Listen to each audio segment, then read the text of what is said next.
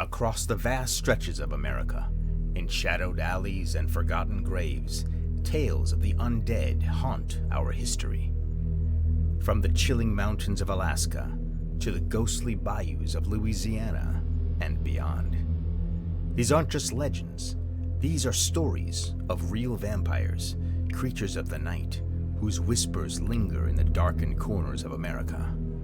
Dare you join us on a journey through America's hidden underworld? Let's find out together. Are vampires real?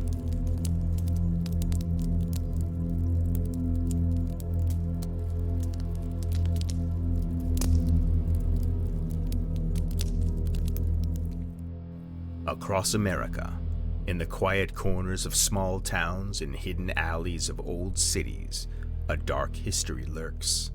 Vampires, creatures thought to be the stuff of nightmares, and yet, whispers of their existence have woven into the fabric of American folklore, from New England's eerie cemeteries to New Orleans' haunted streets.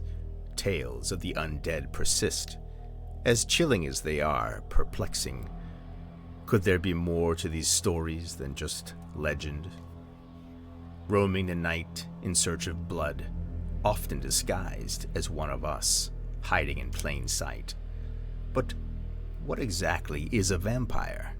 Some say it is an immortal, a soul suspended between life and death, sustained by the very essence of the living. To others, it is a restless spirit, cursed to walk the earth, feasting on the blood of the innocent. Vampires, we are told, can charm with a glance, slipping unseen into homes, cloaked in mystery and malice. Legends tell us these creatures recoil at the touch of holy symbols, are burned by sunlight, and are bound by sacred earth. Yet, even as folklore weaves rule around them, the vampire remains untamed, as varied and complex as the fears of the people who birthed it. Tonight, we travel across America, from the frozen reaches of Alaska to the humid alleys of New Orleans, to uncover the truth behind the myths. These are not mere stories passed down through centuries, but accounts of real encounters, believed to be more than mere superstition. Our journey begins in the shadows of the West Coast, where chilling tales of the undead emerge. From there, we'll travel eastward across the heartland of America, uncovering secrets from Alaska to New Orleans, Kansas to Connecticut. By night's end, we'll arrive on the East Coast, where the oldest and perhaps darkest vampire legends still linger. Our journey begins in the frozen reaches of Alaska, a land of endless night in the dead of winter, where silence falls thick as snow and darkness seeps into every crevice. It's here, among the remote towns and icy wilderness, that whispers began, a creature who would become known as the Highgate Vampire of Alaska. The year was 1955. Rumors of strange sightings had already begun to ripple through the local community. A pale figure wandering the outskirts of town, tall and gaunt, always seen just as the sun dipped below the horizon. Those who saw him claimed his eyes glowed a faint red in the darkness, reflecting the embers of his sinister purpose. Livestock began to disappear, and soon after their lifeless bodies were discovered in the snowy fields, strangely drained as if someone had taken their blood and left them as empty husks. As the tales grew, so did the fear. One night, an elder of the town claimed to have seen the figure up close. He was returning from a late-night hunt when he glimpsed a shadow moving quickly across the snow. Curious, yet cautious, he followed the figure, watching it as it darted in and out of view. Finally, the elder's eyes met those of the creature. Cold, piercing eyes set in a face pale as death itself. In an instant, the figure was gone, disappearing into the thick Alaskan forests. But the elder was left with a deep chill in his bones. Days later, the village awoke to a terrible discovery. A young woman had gone missing. Her family described her as a spirited and strong, but now her room lay empty, her bed untouched, as if she had simply vanished into thin air. Search parties combed the surrounding woods, and after 3 days they found her, lying motionless in the snow, her skin pale and her body drained. There was no sign of struggle, no trace of what had taken her life, only 2 faint puncture marks on her neck. The people grew desperate, seeking answers and protection from the menace that stalks their night. A local priest, hearing the villagers' plight, declared the creature a vampire, a being cursed to roam the night and feed on the blood of the living.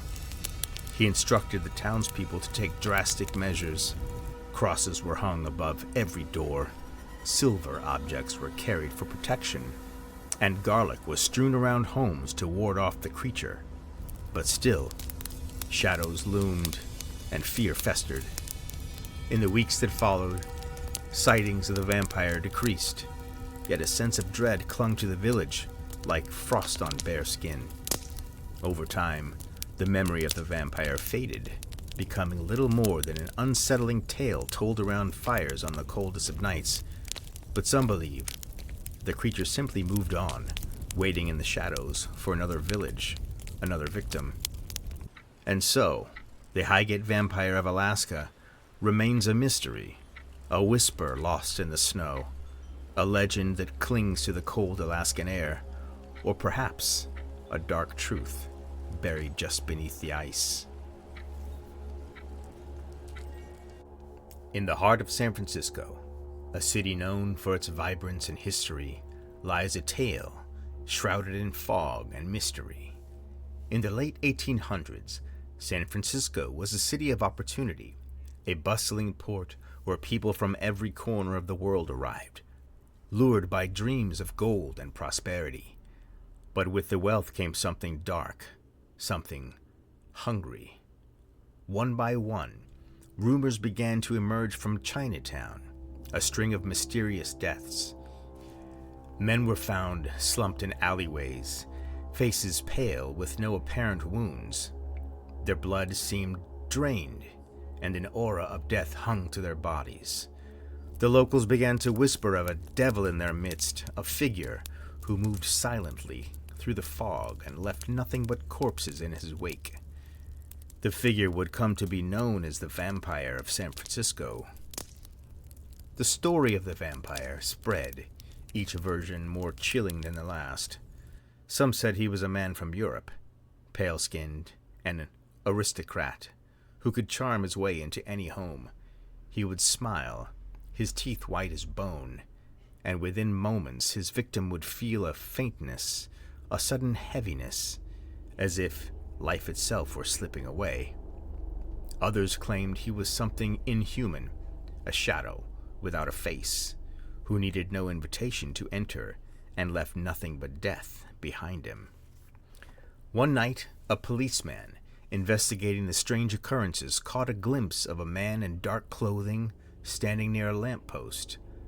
The figure's eyes gleamed, almost as if they were red, catching him with a cold intensity. The officer felt an unnatural chill run through him, freezing him in his tracks as he watched the figure melt back into the fog. It was a brief encounter, but enough to set his heart racing and confirm his suspicions. Something sinister was at play in San Francisco. With fear mounting, the police launched an investigation, scouring the alleyways and interviewing witnesses. But with every lead, the story grew stranger. Those who survived encounters with the vampire could recall nothing of his face, only a pair of piercing eyes, a whisper in the night, and a darkness that followed them home, haunting their dreams. Some were marked with faint punctures on their necks, no deeper than a pinprick, but enough to send chills through their veins. Then, just as mysteriously as he had appeared, the vampire of San Francisco vanished. The strange death stopped, and the foggy streets fell silent once more. Some believed he had moved on, while others claimed he was hiding, waiting, choosing his next victims carefully. But the people of San Francisco did not forget.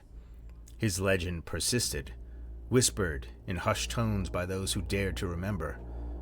So, if you find yourself alone in the darkened streets of San Francisco with the fog curling at your feet, beware. For perhaps somewhere out there in the mist, the vampire of San Francisco still watches, waiting for his next chance to strike. Our journey takes us now to the arid deserts of Nevada, a land known for its endless stretches of sand and sky, a place where secrets are buried as deep as the mines that dot its rugged landscape. It was here, in the heart of Nevada, that a story emerged of a creature who fed not just on the bodies, but the very souls of its victims. In the late 1800s, Nevada was alive with the feverish excitement of silver mining. Prospectors flocked to its small, hastily built towns, hoping to strike it rich. One such town, known as Gold Creek, was the site of an unusual legend. The tale of a man who arrived mysteriously and who, it was said, brought nothing but death and darkness. The stranger was tall, his skin pale, despite the desert sun, his presence unnerving to all who crossed his path. The townsfolk avoided his gaze, for it was rumored his eyes were cold as ice, with a glint of something unholy. Then one by one, miners and townsfolk began to fall ill with a strange sickness. It started as an unbearable fatigue, followed by a pallor that made their faces look like ghostly masks. No doctor could diagnose the cause, and within days, these afflicted would be found dead in their beds, their bodies drained of color and vitality. The only common link among them was that each had been seen just once in the company of the stranger. As the deaths mounted, fear and superstition grew. The stranger, the townsfolk whispered, was a vampire, a creature who fed on the life force of others, yet no one dared to confront him, for those who even spoke of him claimed they could feel his eyes upon them, his presence lurking like a shadow they could never escape. Those who did muster the courage to speak out claimed that they heard him prowling at night, his footsteps echoing down the silent streets, stopping only when he found his next victim. At last, a group of miners, desperate and determined, gathered to confront the stranger and rid their town of his curse. One night, they followed him as he ventured out into the desert under the cover of darkness. They tracked his path for miles until he reached the entrance of an old, abandoned mine. There, he disappeared into the darkness, swallowed by the earth itself. The men stood silent, waiting and watching. When dawn broke, they entered the mine, but found no trace of him. Only the chilling sound of wind whistling through the abandoned tunnels. Some say he escaped into the depths, that he's still down there, waiting in the shadows, entombed within Nevada's desert sands. Others claimed he vanished into the night, leaving a trail of despair and death in its wake. Perhaps this is where the bat myth comes from. Today, the tale of the vampire of Nevada lives on in ghost towns scattered across a barren landscape, a reminder that some horrors are not easily explained or confined. They remain, haunting the places they once walked, waiting, perhaps for the next traveler to cross their path. Our journey through the darkness leads us now to Collinsville, Illinois, a quiet town where history seems to breathe through its buildings and shadows grow long at dusk. Among these shadows lies a chilling tale, the story of a vampire who, it is said, still haunts the town's edge, waiting for the night. The tale begins in the early 1900s when a series of mysterious deaths gripped the town. Each death was marked by the same sinister signs: Victims pale as moonlight, their skin cold, bodies drained of life as though their very souls had been taken. No wounds, no illness, only a lifeless pallor and eyes fixed in silent terror. Rumors swept through the town, whispers of a creature from beyond the grave, a vampire who prowled the quiet streets by night, hungry for blood. Legend has it that this vampire resided in a secluded cemetery just outside of town, where an unusual gravestone still stands to this day, a stone engraved with cryptic markings that some say are meant to keep the creature contained. The vampire, known as the Collinsville Fiend, was believed to rest here, rising only at nightfall to seek his next victim. Townspeople spoke of glimpsing a figure moving among the graves, slipping between the tombstones, his eyes aglow in the moonlight. The vampire's influence spread quickly, casting a pall over Collinsville. Frightened locals tried to protect themselves by placing iron crosses and amulets on their doors, believing they would ward off the creature. Yet still, the deaths continued. It was said that no amount of protection could keep the fiend at bay once he set his sights on you. In time, a group of men from the town, farmers, shopkeepers, husbands, gathered in secret to put an end to the terror. They made their way to the cemetery, carrying stakes, holy water, and silver to cleanse their town of the fiendish presence. But as they searched through the darkened graves, no trace of the vampire could be found. Some say he sensed their approach and disappeared into the night. Others believe he is bound to Collinsville, still lurking in the shadows, cursed to remain for eternity. To this day, the cemetery remains, a place of unsettling quiet and shadows that seem to move just beyond the corner of one's eye. Visitors claim to feel a chill, an icy breath on their skin, as though someone or something is watching. So if you find yourself in Collinsville after dark, remember this. The fiend is said to still walk these grounds, and he does not take lightly to trespassers. I know the question that you're wondering. Vampires. Doesn't New Orleans have vampires? Well, that takes us to our next story. Let's go back to New Orleans. Deep in New Orleans, there is a tale as dark as the midnight sky. A tale of a man, or perhaps something more, whose charm and mystery captivated the city by day, and whose secrets brought terror by night. This is the story of Jacques Saint Germain, the vampire of New Orleans.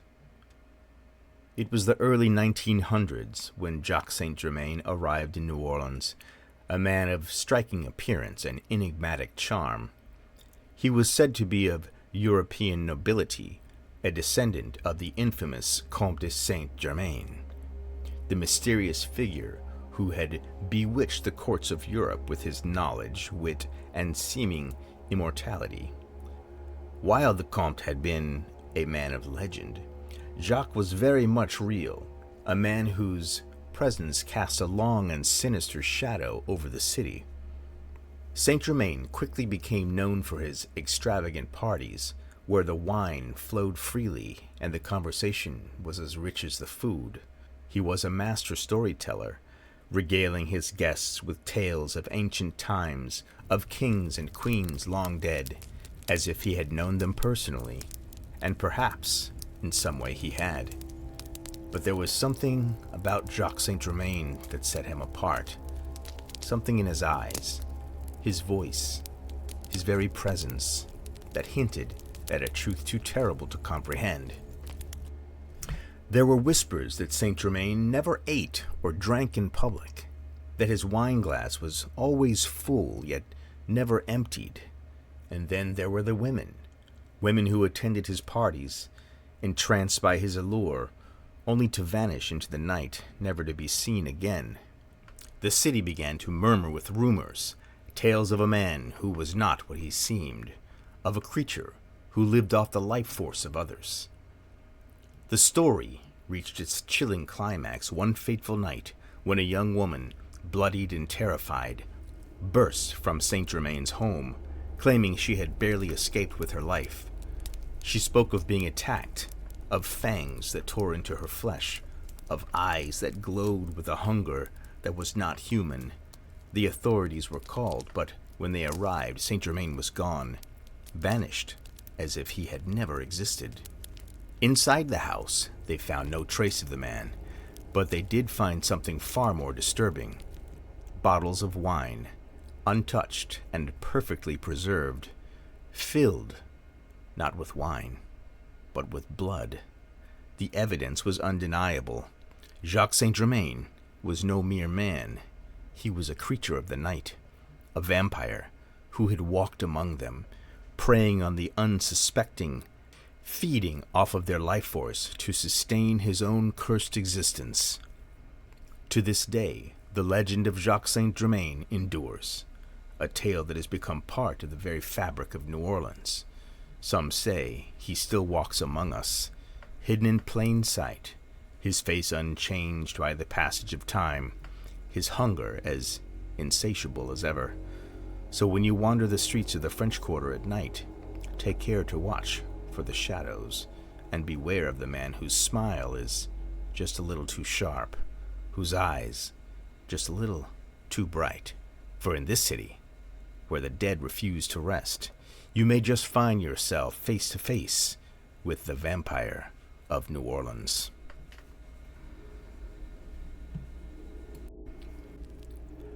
Amid the narrow, winding streets of New Orleans stands a building as old as the city herself, a place of sanctuary, of silence. The Ursuline Convent, founded in 1727, has long been a beacon of faith and hope, but beneath its sacred walls lies a tale so dark it has become one of the most enduring legends of this haunted city. The cities of the Ursuline arrived from France to care for the sick and educate the young, bringing with them a strict code of discipline and devotion. But with them came something else, something mysterious, something sinister. It is said that within the convent's upper floors, beyond the reach of prying eyes, the sisters harbored a dark secret. In the dead of night, strange sounds were heard emanating from the convent, whispers, footsteps, and the faint cries of souls in torment. The sisters, bound by their vows of silence, spoke not a word of what transpired within these hallowed halls, but the townsfolk could not ignore the signs, the feelings of dread that hung over the convent like a pall, the shadows that seemed to move on their own.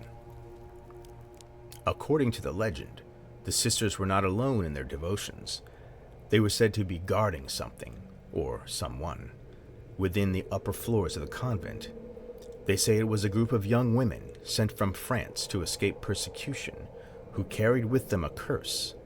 Others whisper of vampiric entities, confined to the convent by sacred rites, held at bay only by the sisters' unwavering faith.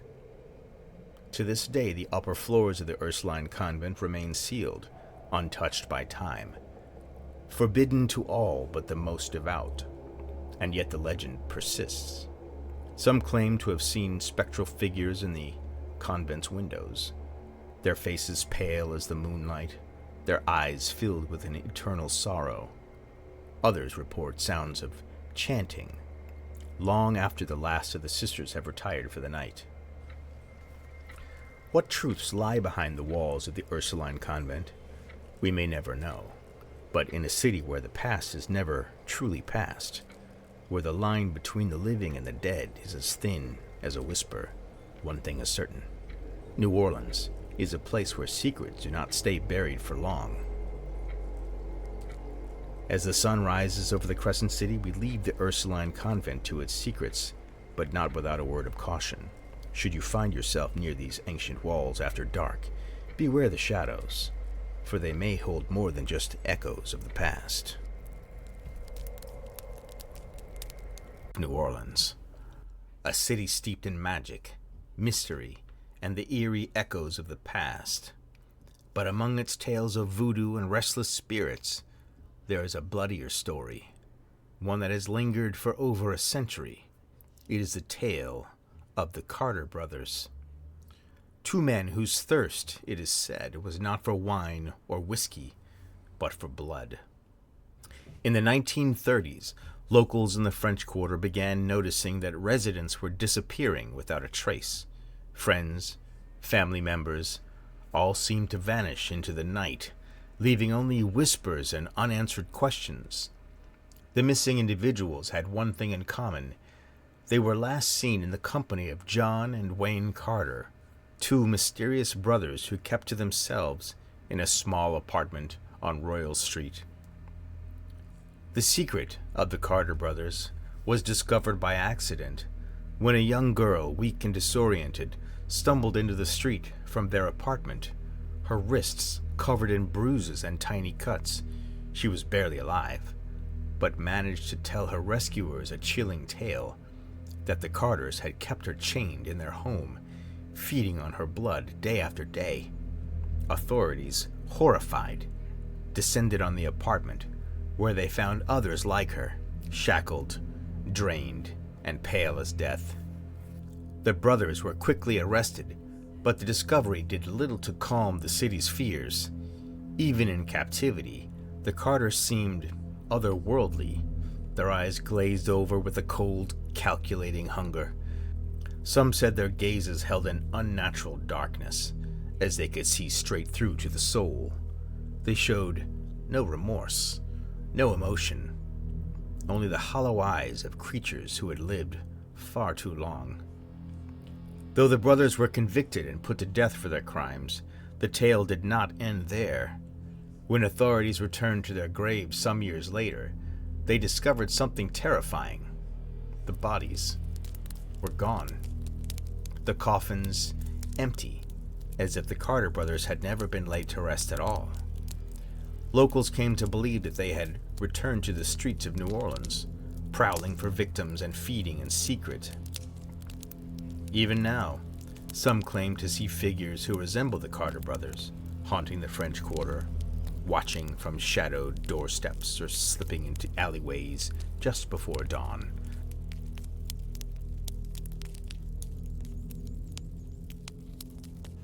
Ah, Savannah, a city as beautiful as it is haunted, where tales of spirits and shadows linger like the moss in the trees. But beneath its genteel southern charm lies a dark tale, a story of a vampire whose thirst knew no boundaries and whose legend has haunted this city for generations. Tonight, we tell the story of the vampire of Savannah. The origin of Savannah's vampire are shrouded in mystery, hidden beneath layers of rumor and fear, innuendo. Some say he was a sailor who arrived in the port in the 1800s. Others claim he was a mysterious stranger from far across the sea. But all agree on one thing: he was no ordinary man. His presence left an eerie chill wherever he went. His gaze piercing and cold. Locals felt a strange sense of dread around him, an instinct to look away. Soon after his arrival, strange occurrences began to plague the city. People were found in their homes, drained of life, their bodies pale and lifeless, as though the very essence had been pulled from them. Whispers of a vampire began to spread, and locals spoke of glimpsing a shadow figure in the moonlight, gliding silently through the squares and gardens. The city was gripped with fear, and no one dared walk alone after dark.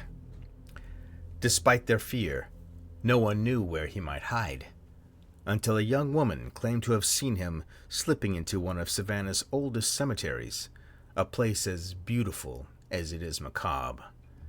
She described him as a tall figure dressed in black, his skin ghostly pale under the moonlight, vanishing into the shadows of the graves.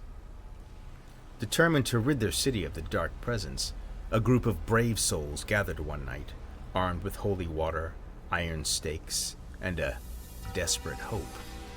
They combed the cemetery, searching every crypt, every grave, until they reached a hidden tomb at the edge of the grounds. They pried it open, and inside they found an empty coffin, the final proof of their fears. He was real.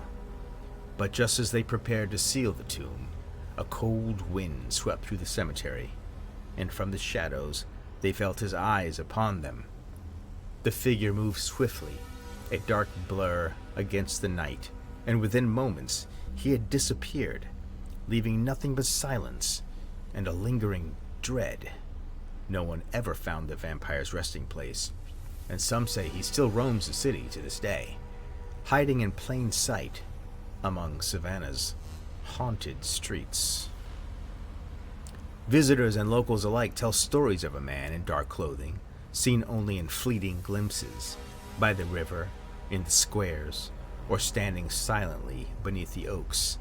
Is he a specter, a memory, or does he yet walk the streets, forever hungry, drawn to Savannah's endless night? In the heart of the Sunshine State lies a place far removed from the beaches and laughter, a place hidden from the sun itself. Highgate Cemetery, an unlikely name for a forgotten cemetery nestled within Florida's dense woodlands. It holds secrets darker than its tangled vines and twisted trees. And among these secrets is the tale of a vampire, or some say vampires, who haunt its grounds, casting a shadow over those who dare to enter. The legend began decades ago, in the early 1900s, when the cemetery was first established. Though it started as a resting place for local townsfolk, strange occurrences began soon after the first graves were dug.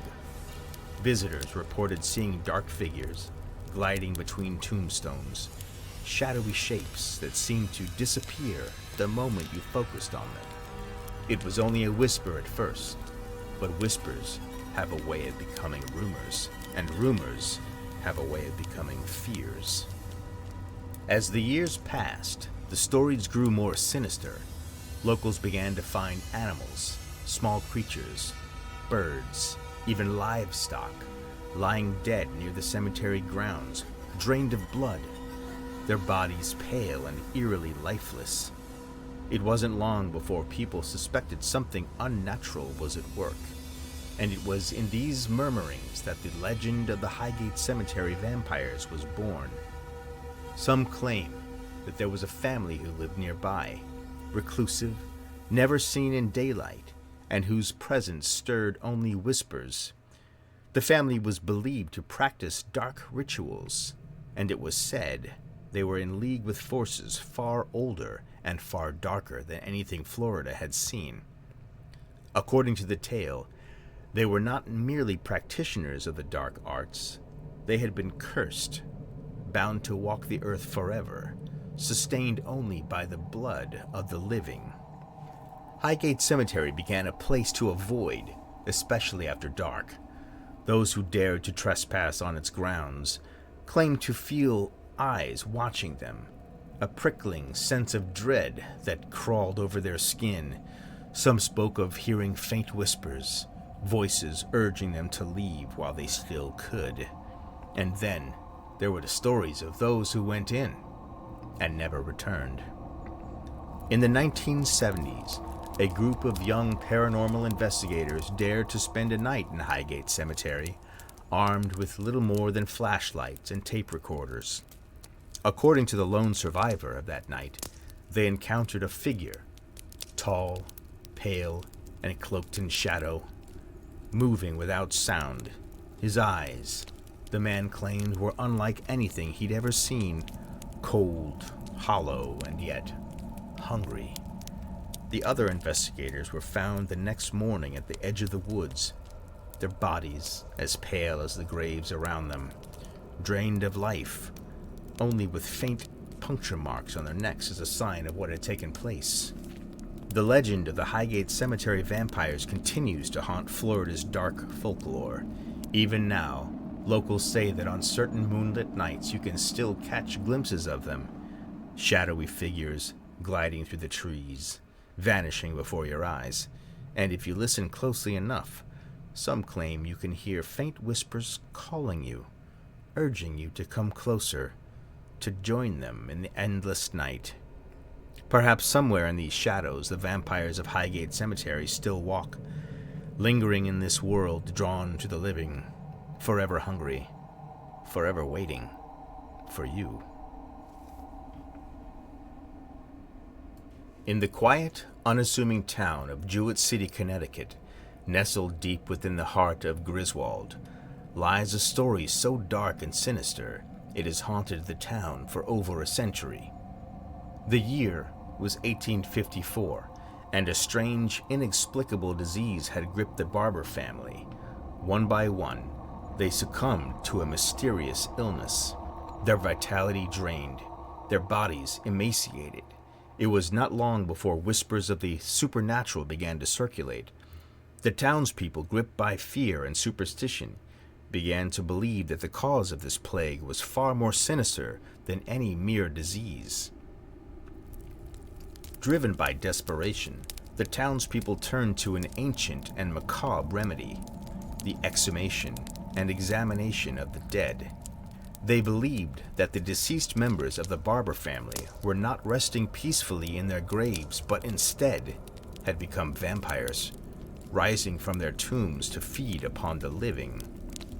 On a cold, dreary day, the graves of the Barber family were unearthed. What they discovered sent shivers down their spines and cemented the fears. The bodies, despite having been buried for years, showed little to no sign of decomposition. Even more disturbing, the nails and hair seems to have continued to grow. The traces of what appeared to be fresh blood were found in the hearts of the corpses. Believing that they had found the source of the curse, the villagers performed a gruesome ritual to banish the vampires.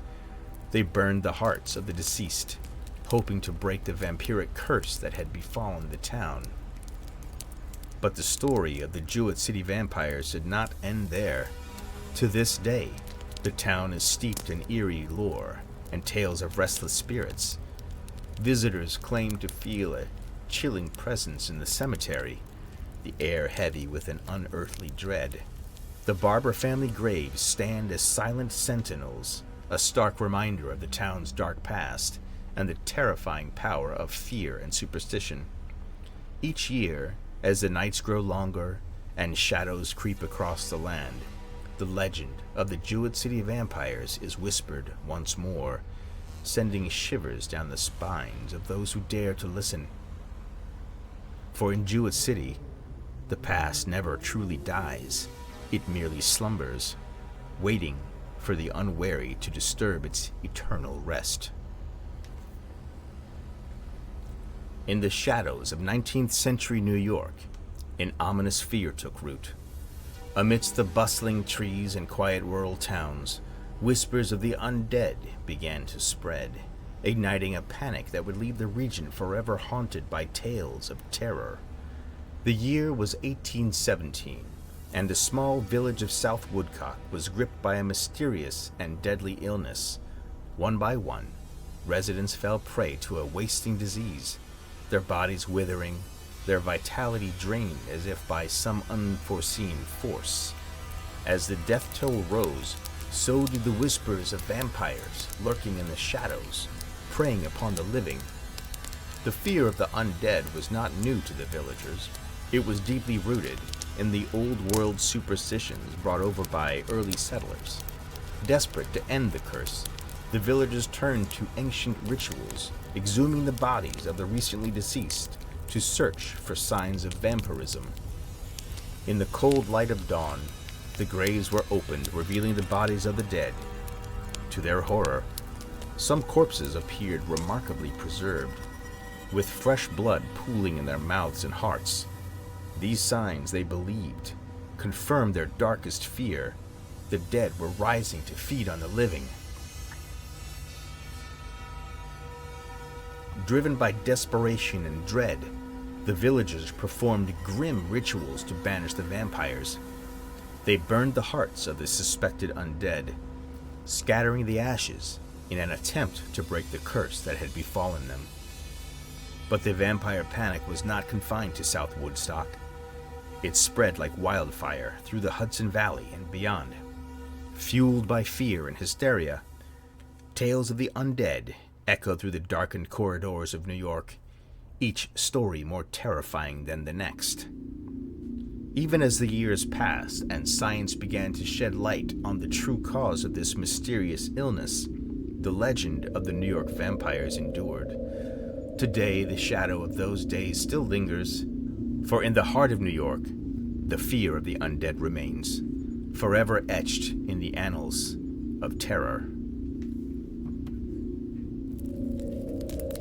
In the heart of Rhode Island lies a tale so macabre and spine-chilling that it has haunted the small town of Exeter for over a century. This is the story of Mercy Brown, the last known vampire of New England. The year was 1892, and the Brown family had been ravaged by a mysterious illness. Tuberculosis, known then as consumption, had claimed the lives of George Brown's wife and their daughters, Mary Olive and Mercy Lena Brown. One by one, they wasted away, their strength sapped by an unseen force. As Mercy lay on her deathbed, the townsfolk whispered of an ancient curse. They believed that the dead were rising from their graves, feeding on the living, and spreading the dreaded disease. When Mercy finally succumbed to the illness, fear and superstition took hold of the desperate community. Driven by a primal need to save his remaining family, George Brown allowed the villagers to exhume the bodies of his loved ones. Under the cold, gray sky, they gathered at the cemetery, their faces etched with dread. The graves were opened, revealing the decayed remains of Mary Eliza and Mary Olive. But when they reached Mercy's grave, a chilling discovery awaited them. Though she had been dead for months, Mercy's body appeared eerily well preserved. Her cheeks were flushed with color, and blood was found in her heart.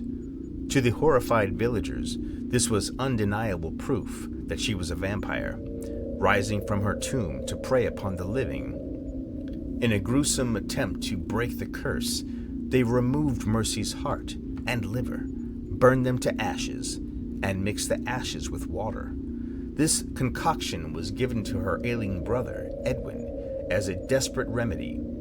Despite their efforts, Edwin soon succumbed to the illness, but the legend of Mercy Brown was forever etched into the town's history. Today, Mercy Brown's grave stands as a testament to the time when fear and superstition ruled the hearts of men. Visitors of the Chestnut Hill Cemetery claim to feel an unearthly chill, as if Mercy herself still lingers trapped between life and death. As night falls, the shadows lengthen, and the whispers of the past grow louder. The tale of Mercy Brown serves as the haunting reminder of a darkness that once gripped the human soul, and the desperate lengths to which people will go when faced with the unknown. For the quiet town of Exeter, the specter of Mercy Brown endures, her story forever woven into the fabric of New England's haunted history. The stories linger of lives drained, of creatures that feed on the life force of others. Some claim they are not real, others dismiss them as fantasy, yet the question remains: are vampires simply the products of imagination, or are they waiting, watching, hiding in the darkness of the night?